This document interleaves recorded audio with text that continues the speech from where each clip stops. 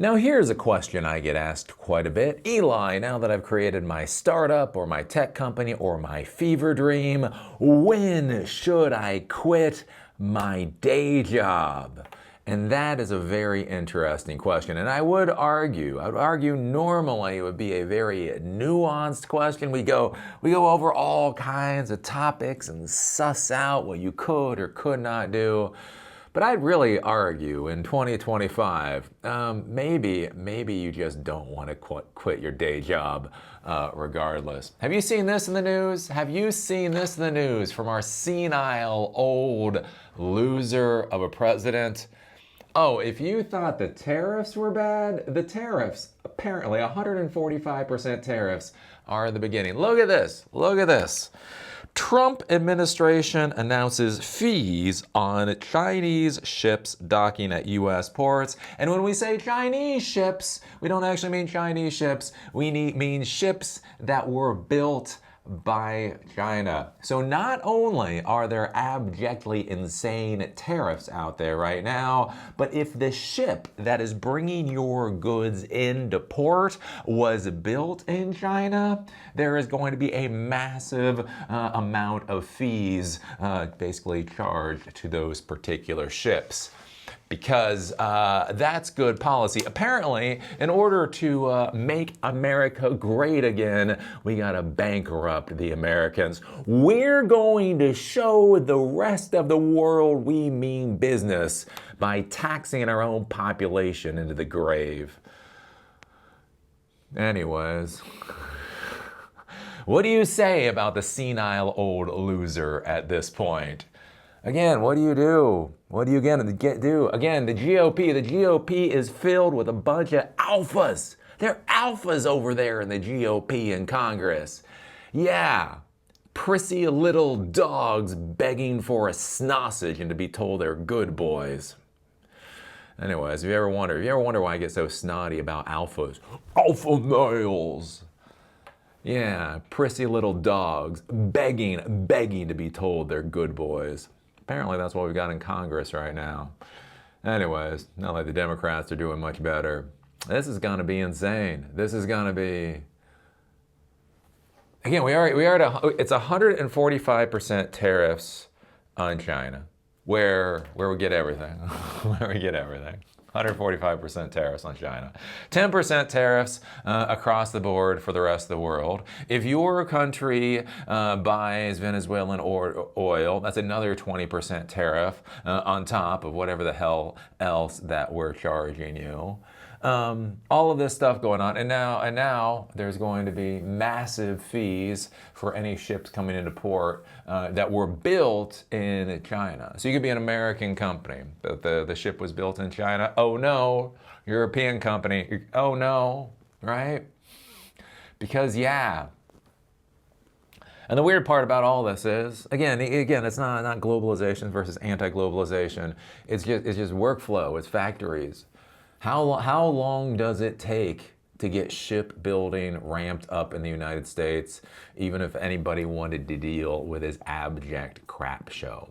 It's not like you can turn around tomorrow and build, God knows how many more shipbuilding facilities in this country.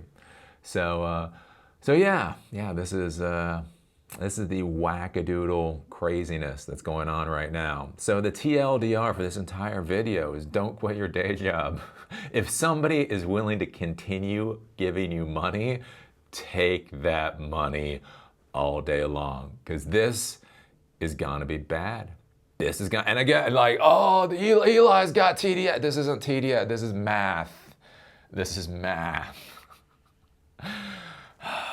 Even with the medical, again, the thing that I argue about, none of the politicians actually care about anything that the population cares about. How are we going to build more housing? How are we going to build more housing, right? How are we going to deal with healthcare? How are we going to deal with our education system? How are we going to deal with our retirement system as ever more of the population gets older? How are we going to deal with our child care system, right? The fundamental foundational blocks of our society are cracking. And to be frank, none of these politicians want to deal with it. And they're already talking about it, right? Oh, healthcare costs are through the roof. Don't worry, Trump is gonna tariff pharmaceuticals.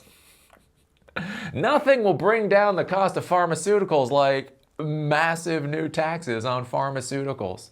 And then, oh, you want to build a house? Guess what? The wood is going to be more expensive to build your house. Oh, you need to get treatment for something? The pharmaceuticals are going to get more expensive to get treatment. Oh, you want to buy a vehicle? Guess what? Across the board, expenses are going to be going through the roof. Education system? Yeah, that's being torn apart as we speak. What is it? Not No Child. Head Start. Is it Head Start? Yeah, they're ripping away the funding for Head Start. I'm not saying our country is being destroyed because I don't like Trump. I'm saying our country is being destroyed because of math. Math. But anyways. So yeah, don't quit your day job. Just don't. If you are getting money, if somebody is willing to hand your ass money, take it all day long. Because there is nothing more hilarious. I was talking to my buddy about this. He's younger than I am. I didn't realize I might have scared him a little too much. He's a coder. He's doing really good in life. He's doing well in life. And again, I was just one of those days I was talking about it. I was like, yeah, there's nothing quite so sadly humorous as when technology professionals or whatever else, they go from, making $150,000, $200,000 a year to basically earning absolutely nothing. And they're like, what I'm worth is, right? All those people strutting along with their avocado toast and their blue coffee or whatever. And they're like, I did things right. I'm worth. You're worth exactly what the market will bear. And I have a feeling we ain't dropping a straw on the camel's back. We're about to drop an F-150 on the camel's back of the economy. The economy might not be able to bear your cost for very much longer. Anyways, Lordy. So as you may or may not know, I'm known as Eli, the computer guy, the technology professional that brings light into your world. I know, I just try to explain reality. I know, it's horrible. It's horrible. My project is something called SiliconDojo.com. Basically the idea, hey, what if we improve technology education, right? So what if high quality technology education was as accessible as water? So we have self-study classes. So we have Python, we have SQL, It's something called the Bottle Web App Framework classes that are simply there for you to take. I'm doing one Introduction to Programming series right now. We do group sessions on Zoom. So right now I've been doing like group interviews. So we had Martin Lehner on a couple of days ago. He's an MSP founder, CEO, whatever, up in the Yukon territory. Next week we are having Steve Newman. He's a director of business development for an ISP. Week after that, we are having a guy who is the founder of an AI company. So we do those types of things over at Silicon Dojo, and I also do one-on-one conversations with folks every Monday between 1 to 5. Sit down for 30 minutes, listen to whatever it is you have to say, and then try to give you some advice. And so that's what I'm doing. That's where I get a lot of these questions. One of the big questions is, when do you quit your day job once you've created your technology company? Once you've created your startup, when do you go out there and just give it everything that you have? And I think this is an interesting thing, because one of the big problems we have in the technology world, especially in the startup world, is, again, we have too many alpha dogs. We have too many like little prissy little dogs that want to win awards, and not enough humans that want to actually ship product. I will remind you, we're not a dog. We're not dogs. Alphas are dogs. That's not what we are. And so I think that's one of the important things to be thinking about when you're going out there and you create your company, you create your little fever dream.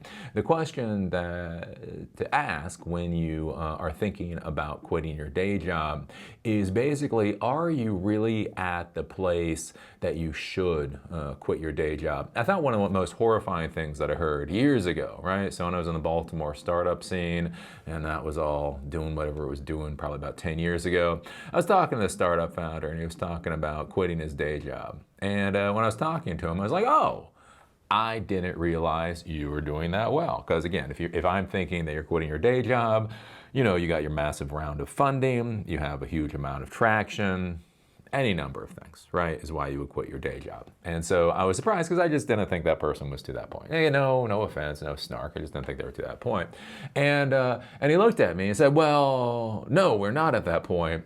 But I think it would impress the investors, right? Because that's the whole thing. Like, one of the issues you get up into startup world, one of the issues you get into this fucking dog land that we're currently in is it starts to become pomp and circumstance. It starts to become, just bread and circuses or whatever else. It's not about the reality of the situation. It's about presenting a reality that doesn't actually exist. And so one of the big things with investors, that is true, is they're going to question, if you're coming to them for money, they're going to question why you haven't quit your day job. If this is the Willy Wonka golden ticket to the future, why are you still working a 40-hour-a-week job? Why are you not putting everything you have into the company? And so the idea is, if you quit your day job, right, that is a signal to investors that you are serious.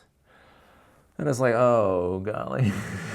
Oh, golly, right? I talk about quitting my day jobs, right? So when I started my tech company that I had, got up to 9 employees and all that. You know when I decided to quit my day job? So it was after the .com bust.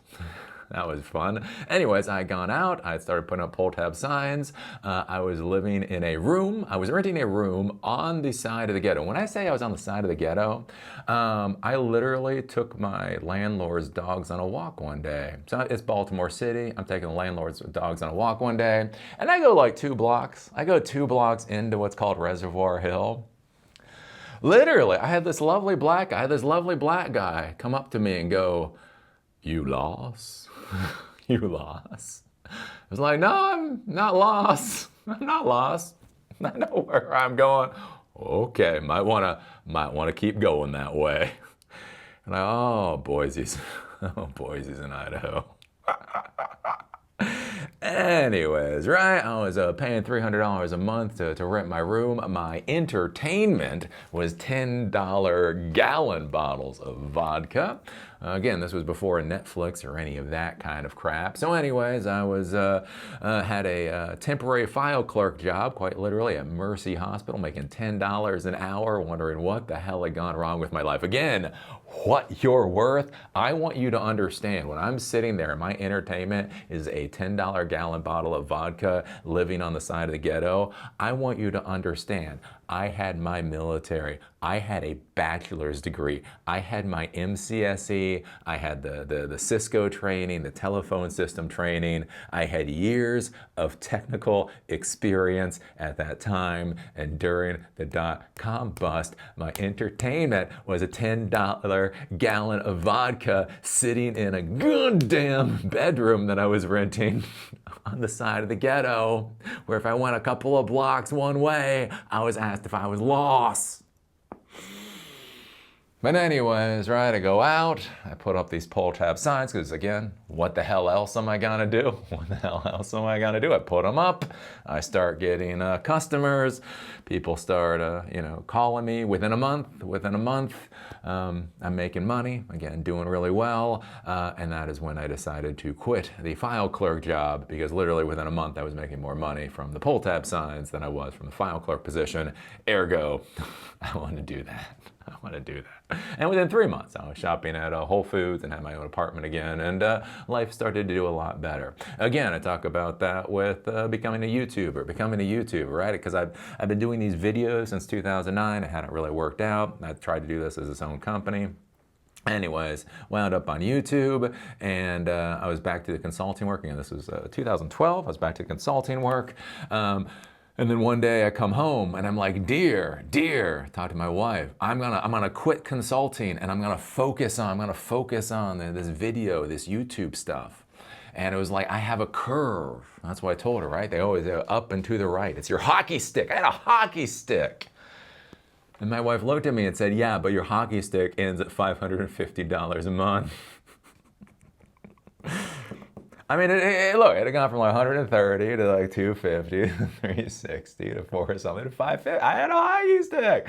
I mean, it just stopped at $550 a month.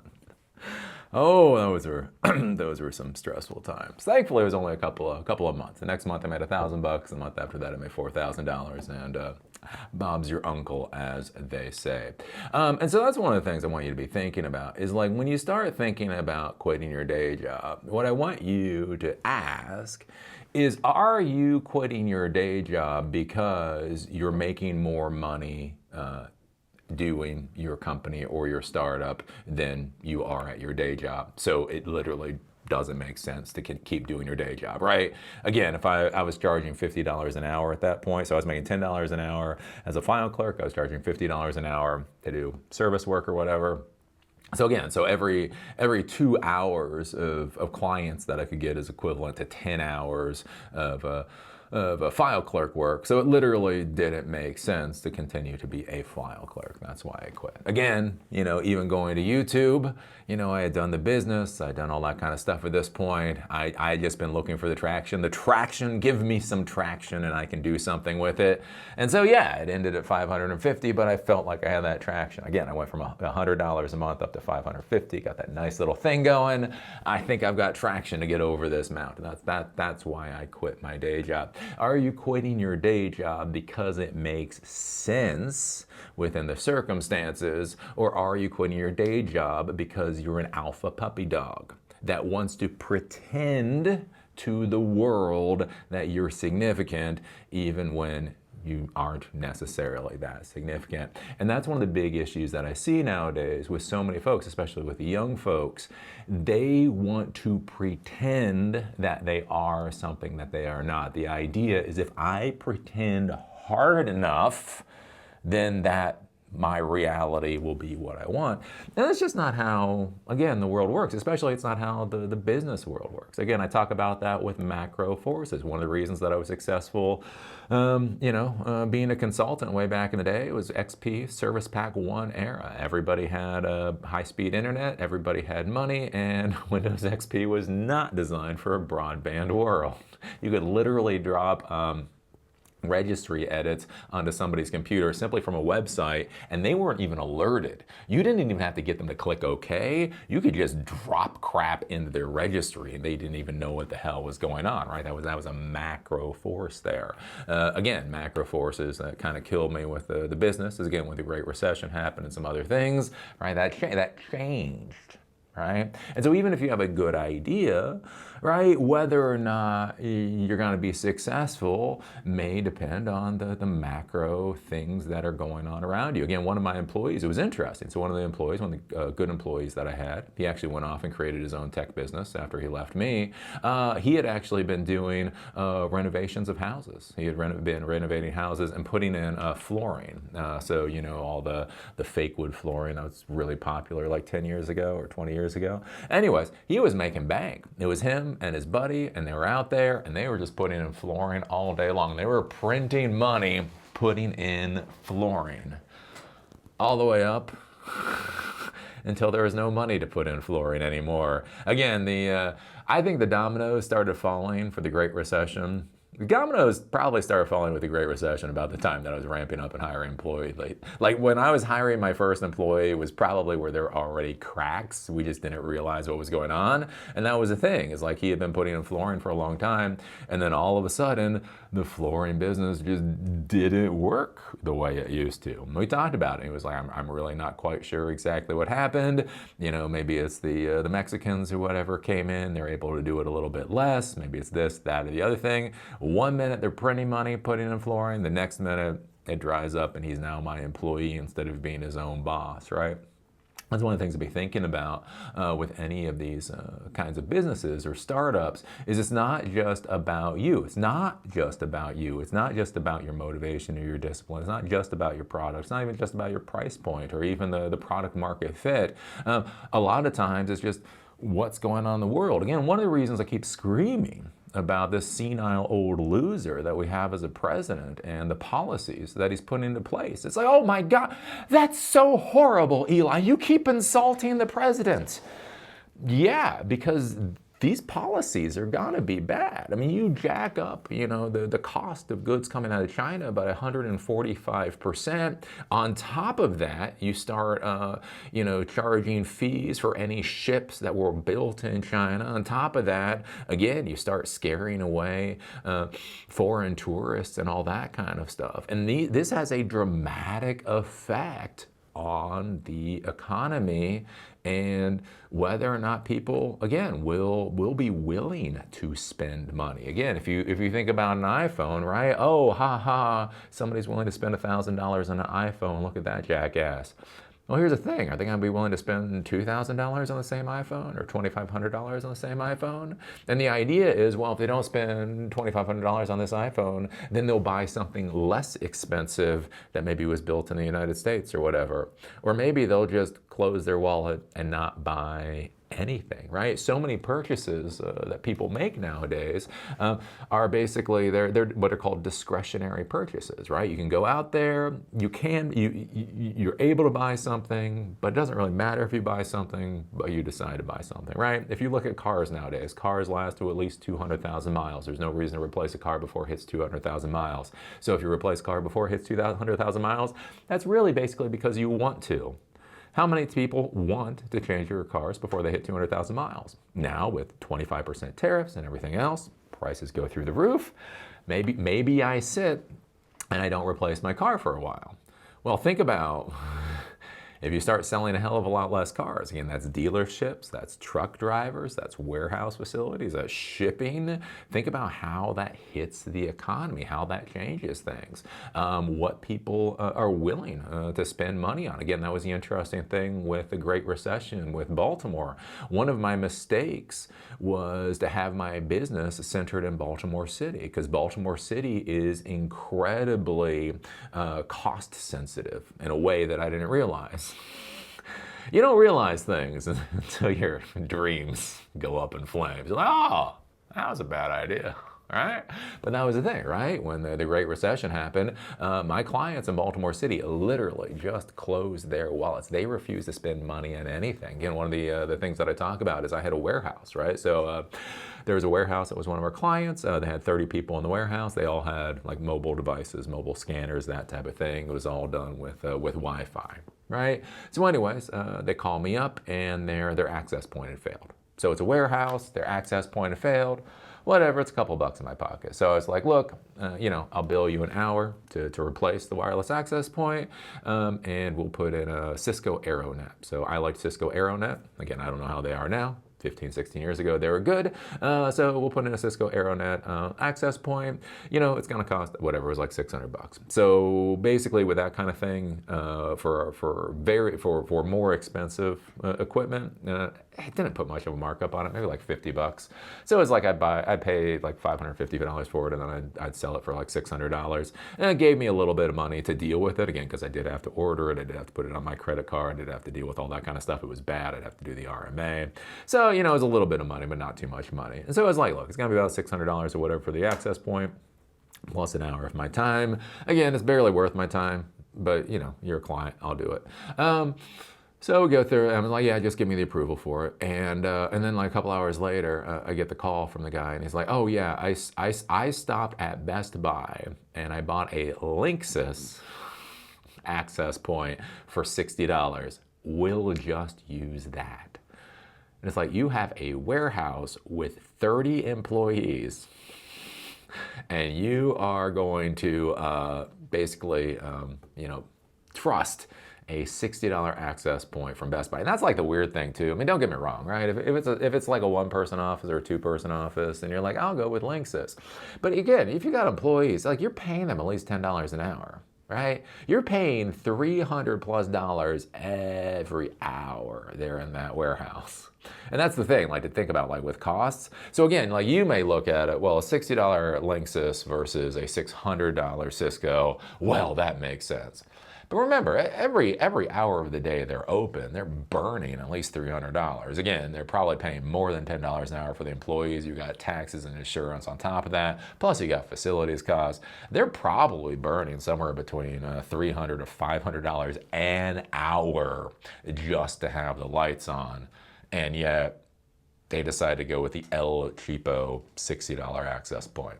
But the problem is, they're gonna do what they're gonna do. Like, you can argue, man. You can argue, you can debate, you can try to explain, but customers are gonna do at the end of the day whatever the hell customers are gonna do. And the reality is your business can die because your customers are kind of sort of stupid, right? So anyways, right, these are the things to be thinking about, like with your startup and all that, where again, just because you've got a good idea, just because you're an expert in the field, just because you're disciplined, just because you're willing to work 12 hours a day, just because you technically have product market fit, just because you have all these things, doesn't mean it's actually going to be successful when you go out in the real world. Again, I talk about that with Silicon Dojo here in Asheville. I'm fine with Silicon Dojo failing in Asheville. Again, this is my idea. I wanted to do a physical in-person thing. I tried to bring it to Asheville. Again, I rented a classroom and the whole 9 yards, and nobody cared. Nobody cared. I had people flying in. I had people coming from Delaware and Virginia and Florida and Minneapolis and the whole 9 yards, right? But people in Asheville just didn't care. Don't care. Anyways, right? Is it stupid? Is it frustrating? Yes. Is it true? Absolutely. So that's one of the things you really have to consider with, again, with quitting your day job and like really going 100% into your startup or to your idea, is the reality that even if you do everything right, you may completely and utterly fail. So the thing that I would ask you is, when you think about quitting your day job, again, are you doing it because it actually makes sense in some way, or are you doing it to pretend? Again, the idea of startup life. I want to do real startup life. I mean, okay. Right?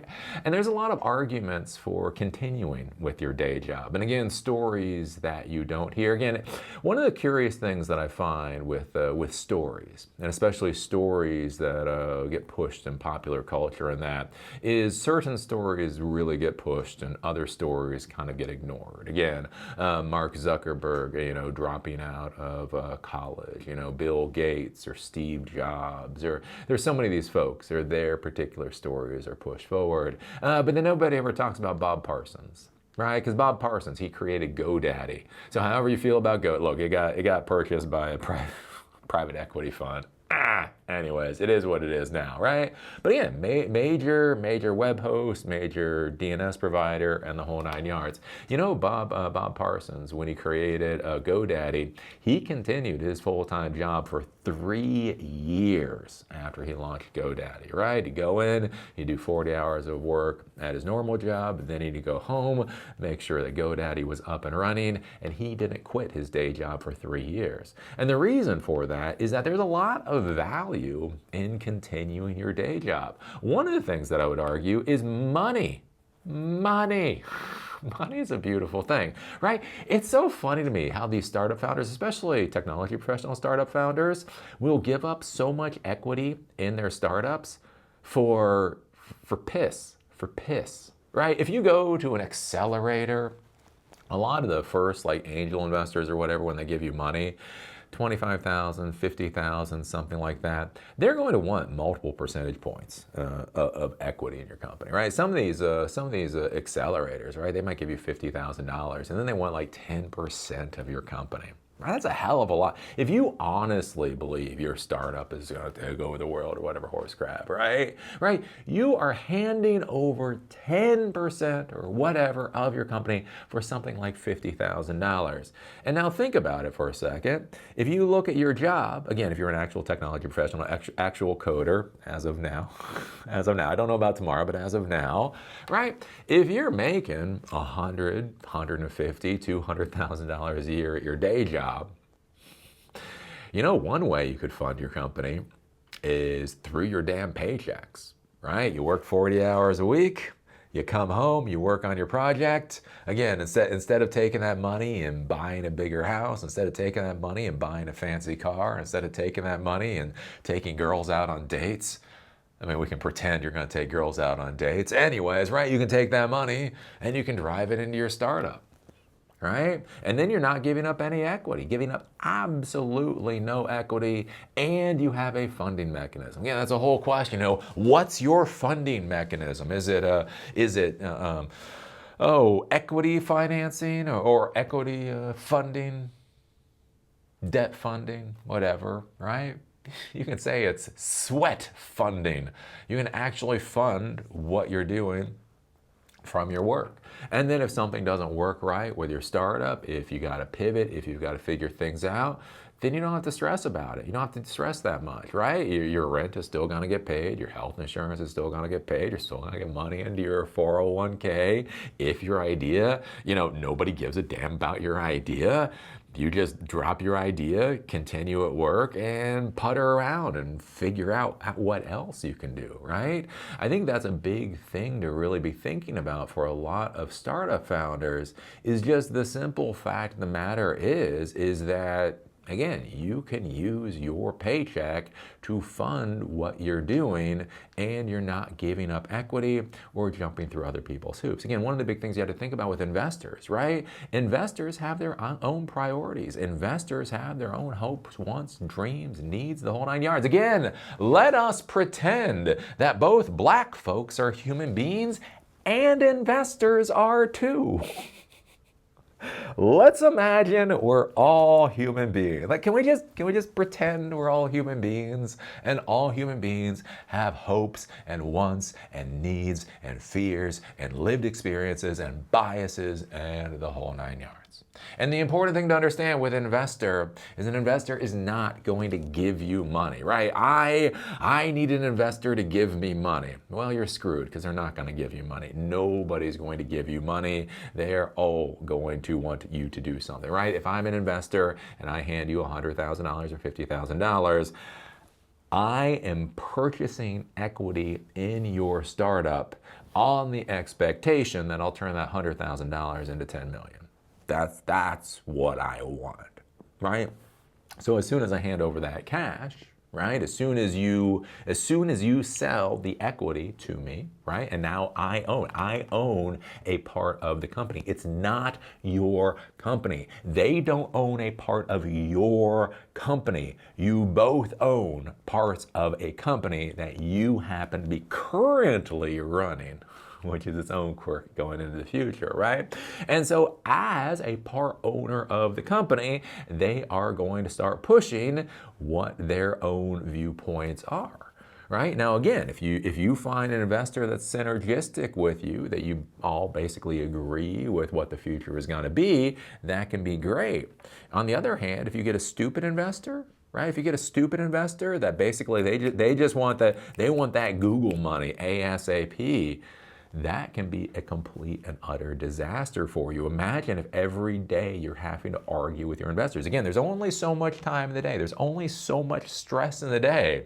If you wake up in the morning starting the day with an argument with your investors, I'm telling you, it's not gonna work out very well for you, right? And so think about that. You can go to work, you can do your job, you can get your money, you can spend the money however the hell you want to spend the money, or you hand over a chunk of equity to somebody and now they're a part owner in the company, and how well is that going to work? The other thing to be thinking about too is when you work in a company, you're going to be around a lot of other people. So one of the issues is like when you start your startup, unless you have funding out the gate and you can hire 10 people, God bless. That's not how most folks are able to do it. But most people, right, when you're in a company, you're around a lot of people. And it's one of those things that you take for granted. It's almost like school, especially like college, right? You can't wait to graduate college. And then it's like 2 days after you graduated college and wow, it's quiet. Where is everybody? Right? You're used to bouncing ideas off of people. You're used to going around the water cooler and talking about things. You're used to complaining about the boss. If I was the boss, what I would do is, right? And now all of a sudden, right, you start your startup company, you quit your day job, and now you're sitting at home. Ooh. oh, it's a little quiet around here. And one of the things to think about, right, is that when you go to work, there is a tremendous amount of value in being able to bounce ideas off of people, especially if your startup, your tech company is going after a particular niche that might not be very normal. Again, the nice thing for me doing computer repair back in the day, everybody needed computer repair. Everybody had opinions on computer repair. So there are lots of people around. But again, imagine your niche is AI and not like this ChatGPT AI. But let's say you're really going to be building an AI company, right? And so, vector databases and RAG and all that kind of stuff. Again, apparently RAG is old. If you're still talking about RAG, that is so 2024. Whatever, right? But anyways, let's say like you really care about that stuff. Here's the deal. Like even if you go to the cafe, even if you're like, oh, I'm not gonna be lonely at my house, I'm gonna go to the cafe. Well, even when you go to the cafe, again, you might be around people, but can you bounce ideas off of people's heads? Again, I think about this. I went to a AI meetup in Miami, good place, and one of the presenters there, they're doing a demo of their product, and they were talking about the code base that they used, and they used C++. And the reason that they use C++ is because somebody asked why not use Python. And so basically, since Python isn't good with multi-core, so I guess multi-threading support at the CPU level, essentially they would have to spin up something like 1,000 agents. So if there's like 100,000 queries that are going through their system in order to for Python to be able to efficiently process that, they'd have to spin up something like 1,000 different agents, and that would become its own architectural disaster. And so what they found is C++, just because it can use the full CPU support. If you've got 24 cores, it can use all 24 cores simultaneously. And so basically they decided on C++ just because it was a more efficient, easier way to make their little AI product work. But again, these are discussions to have. Again, we talk about things like Python versus C++, C# versus Rust, that type of thing. There's back and forth, there's discussions. And so that's one of the things to think about. Like, if you're at a company, and again, you're working at a pretty high-tech position in that company, and you're sitting there and you're like, for whatever reason, right? You're using Python, whatever, you're using whatever language.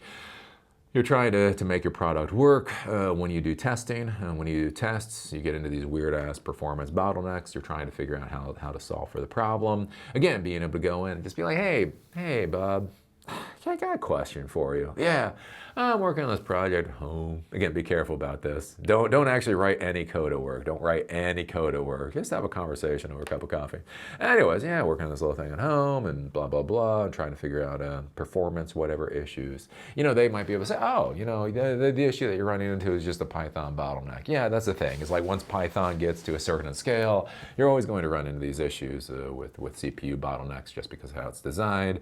Ergo, that's why people use C++, Rust, something like that. And again, like that kind of discussion can be very useful. That's what I talk about. It's the little nuggets of information, right? Everybody wants seminars. Everybody wants like degrees. Everyone wants a tremendous amount of information. And I'll tell you, the most valuable information, the shit that'll change your life will be sentences. It's not going to be books. It's not going to be entire classes. It's not going to be degrees. It's going to be sentences. Somebody's going to look at you and go, oh, you know how that could be better? How? Blah, blah, blah is what changes your life. And right, if you're around other people, right, you're gonna be able to get those blahs. The other things, especially things like with user interface, that type of deal, right? Does this look nice? Hey, I got this little user interface. I can't read it. I think it should be on the left. I think it should be on the right, right? When you're around other people, this is the kind of stuff that you can talk about. Things like price points. Yeah, I'm thinking about selling this for $20 a month. Nah. Really? I mean, if I'm your fellow employee, really? So you think somebody would actually pay $20 a month for this? What? How much would you pay for a month? I might pay $5. right? That's important. Price points, right? Like how you design your business will be fundamentally different versus whether you can charge $5 per user or $50 per user. Let me tell you, if you can charge $50 per user, if you can get to that Salesforce price point, your life is going to be a hell of a lot easier than if people are only going to be willing to pay $5 per user, right? That's what you can get in discussions and all that, and being around other people. And I think it's one of those things that's just not, it's not valued enough by a lot of startup founders. They just really don't see the value. And I think it's because it's that whole fish and water thing, right? If you're used to being in that environment, you don't really conceive what it's like to be outside of the environment. That's what I say, like with college, right? When you're in college, again, you complain and you bitch and you moan, but you're around all of these other people, you're having discussions, you have community, you have all of this, and then all of a sudden you graduate, bah! Gone. It's gone. You're like, oh, wow, this is a bit weird.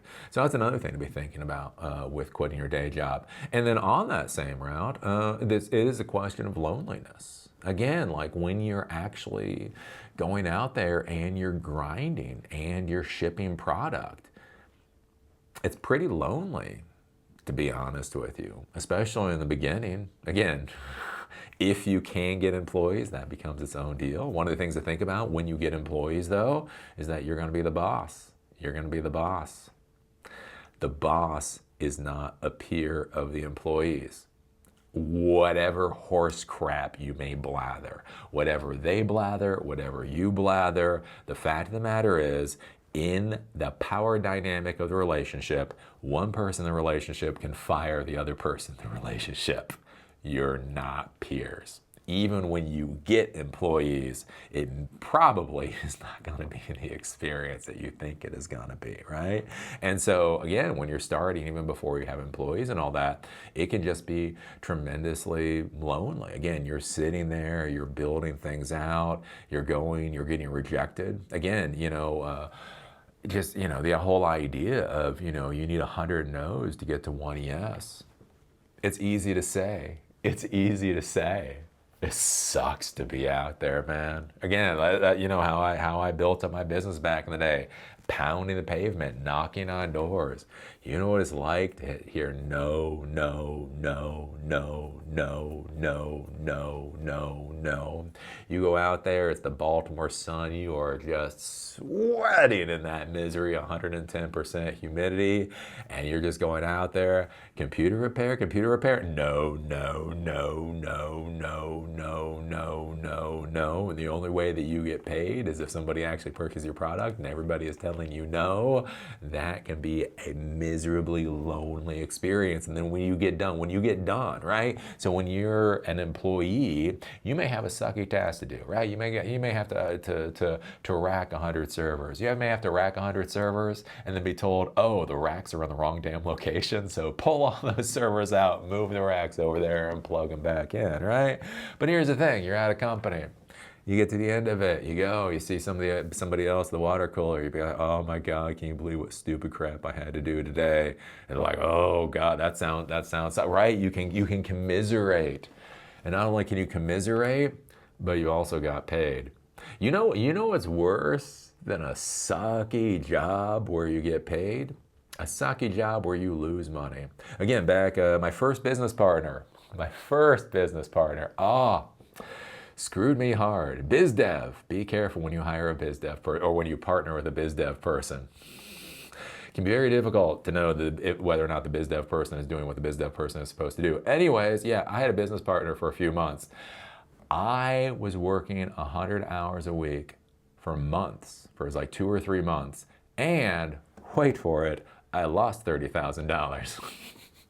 True story, because the biz dev person wasn't actually doing biz dev. So I was so focused actually installing all of the stuff and doing all the stuff that I was supposed to do as the technical person, and the biz dev person was out partying and having fun. And yeah, I worked my ass off for months and wound up losing $30,000. That is the reality of going out there and starting to do your own thing. Being in those environments, right? It's just you. right? And if you talk to your spouse, if you talk to your parents, if you talk with your other friends, they're not really going to understand what's going on. They may pat you on the head. They may say, go girl, but they don't really get what's going on. And it can be incredibly depressing. Imagine working your ass off and losing money. And the only solution is to continue working.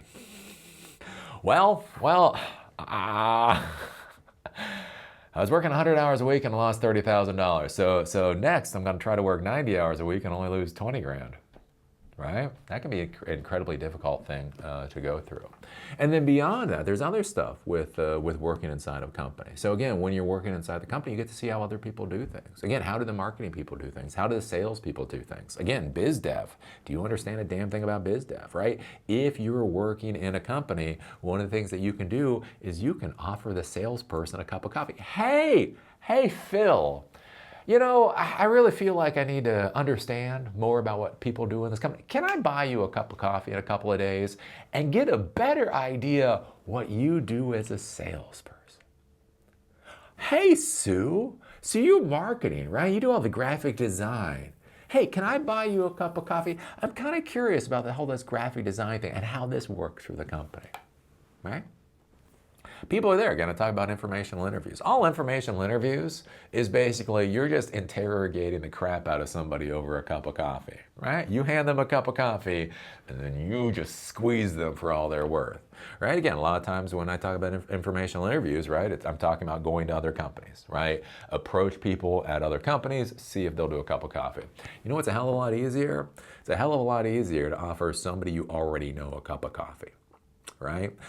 You've already doing the company pickleball league or whatever else, offer them a cup of coffee or a beer or whatever. And they just say, hey, I'm just kind of curious what you do with the company or that kind of thing, right? These are all the values that exist while you're still working for a company as your spinning up your startup. And again, in the beginning, there's gonna be a lot of downtime. There's this whole idea in like startup life that you're working 100 hours a week.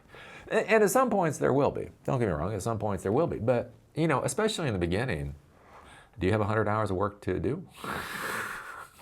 Right? Again, you gotta create your marketing materials, you gotta build your website, you gotta do some other stuff.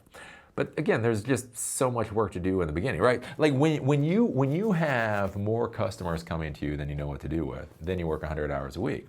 But in the beginning, again, you're gonna have to come up with your idea, you're gonna have to come up with your basic business development plan, and then you're gonna have to go schmooze and do advertising, right? If your advertising plan is to put it on the internet, Facebook, AdWords, whatever else, you're gonna put it up there, and then you're gonna get a trickle of interest, right? The interest trickles in.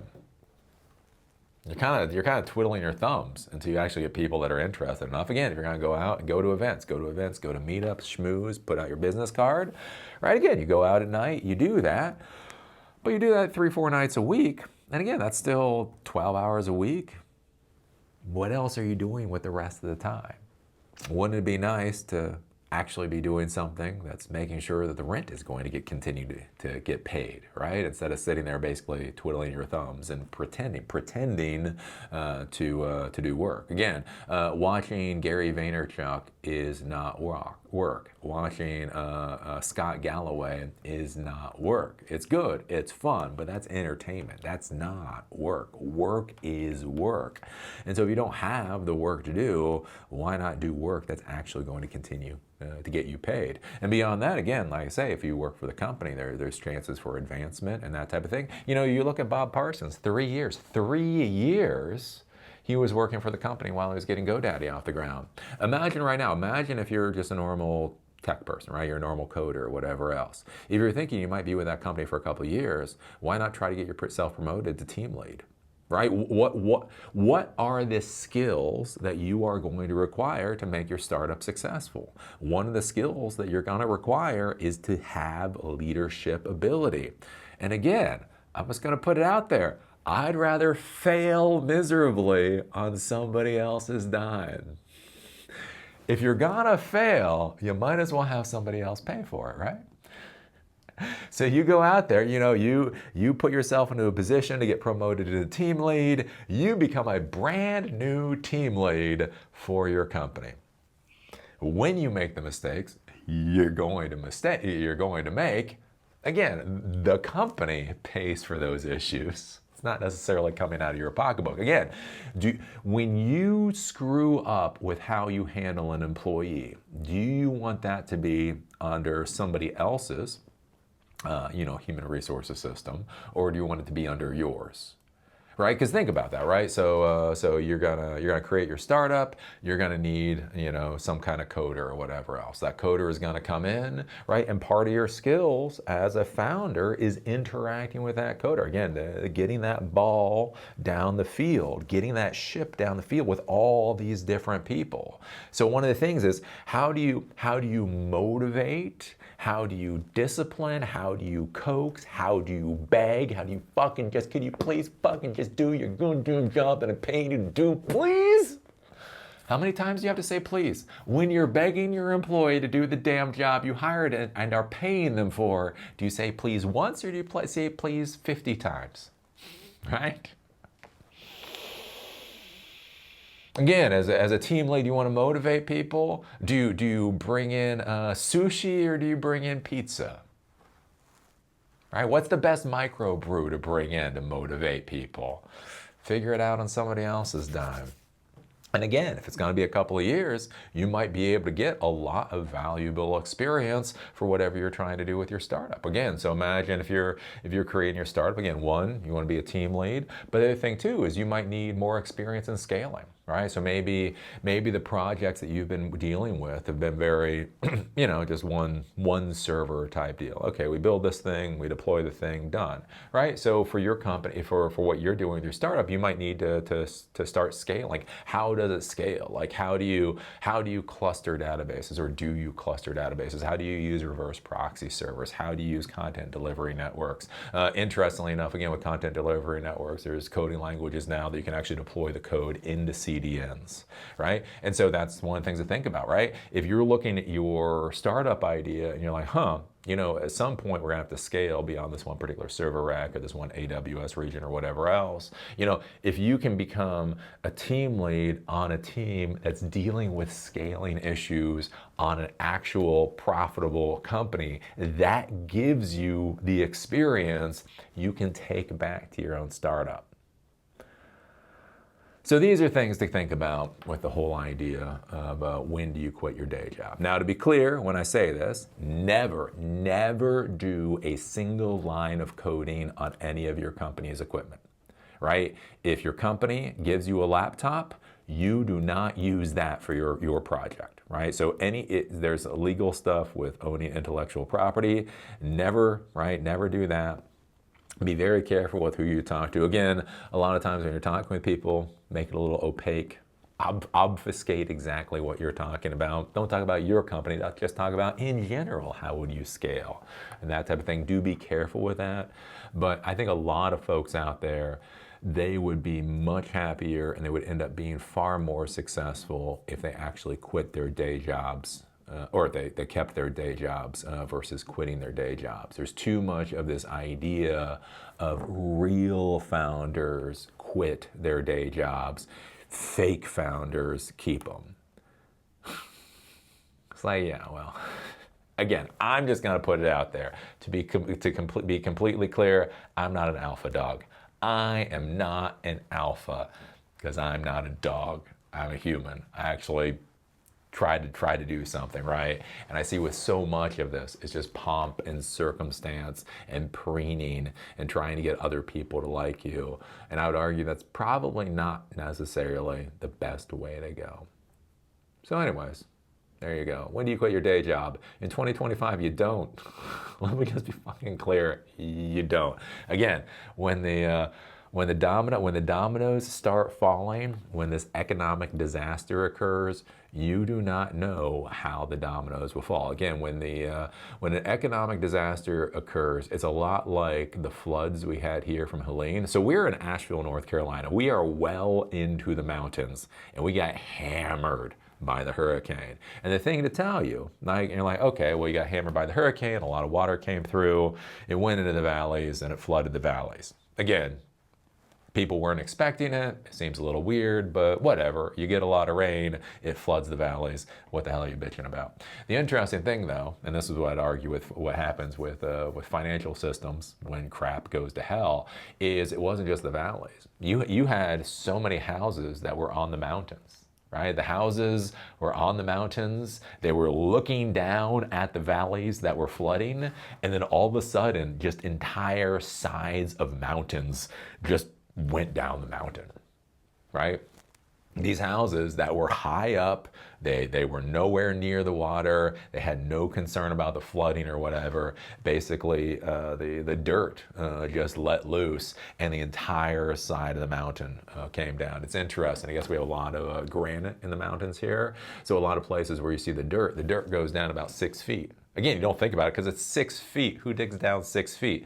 But a lot of these mountains are granite mountains or stone mountains or whatever, with about 6 feet of dirt on them. So we were inundated with so much rain, so much water, that the rain went all through the 6 feet of dirt, got to the bottom where the dirt hit the stone, and then that just turned into basically a very viscous, oily slick, and then all the dirt went down the mountain, right? So if you're worried about floods, you're like, oh, I'm worried about disasters. I'll go halfway up the mountain. And a lot of those people have died too. And that's what I'd have you think about with the disaster that's coming down the pike is this, it's gonna go really weird. And I think it's also gonna go really weird because it's kind of like with the credit default swaps, right? So back with the Great Recession, we just didn't realize everything that got affected. Again, the subprime mortgage rates and the subprime mortgage rates, those were being bundled up into their own investment vehicles. Those investment vehicles were being sold, and then people were then betting against those. It was a whole, right? And that was one of the things with the Great Recession is there were so many balls that they didn't really know that they connected together. Again, one of the curious things now with this, with the disaster of the senile old loser is we don't really understand how this is going to affect that, how the tariffs really do affect us. Again, there's so many of these products. Again, does this come from China, or does this come from Korea, or does this come from France? It's interesting. They're talking about that with the wine industry in the United States.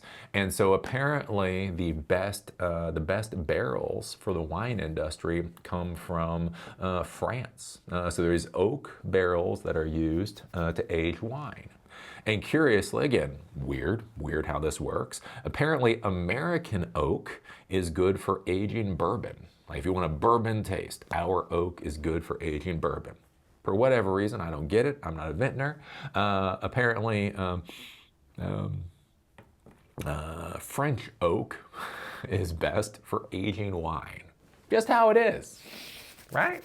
So all these wineries, they buy their barrels from France. And so now it looks like they were talking, I think it was the Wall Street Journal, they were talking about each barrel, the cost might go up by $1,000 a piece. Right? You don't think about that. What? Wait a minute. So even the companies here, so even the American companies, right, that are producing American goods, they produce those American goods from external imported inputs. And the issue is, I think for a lot of us, we don't know how economically this is gonna wash out. Again, like, where do certain things come from? Where do the things that we buy come from? Are they gonna go up by 10%? Are they gonna go up by 145%? And then on top of it, again, showing you, the tariffs aren't good enough. These massive taxes against the American people aren't good enough, right? They're going to add additional fees to Chinese manufactured ships. And that's going to raise things.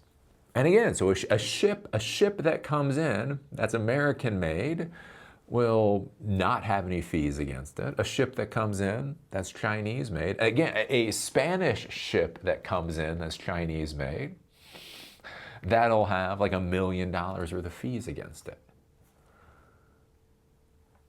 And like how do you plan for that? As business leaders, as human beings sitting down who are trying to create plans for their organizations, how do you plan in this environment? And in the environment where it's not like, okay, this is how it is. So it may be horrible, it may be stupid, it may be counterproductive, but we understand what our environment is. But at any time, the entire environment can change.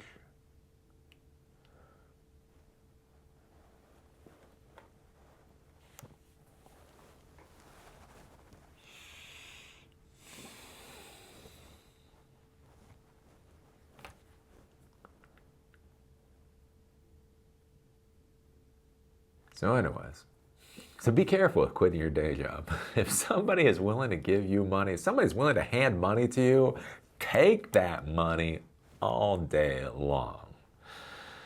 So anyways, that's all I got. That's all I've got for today. I've got to create a few more videos for the Introduction to Programming series and keep puttering along.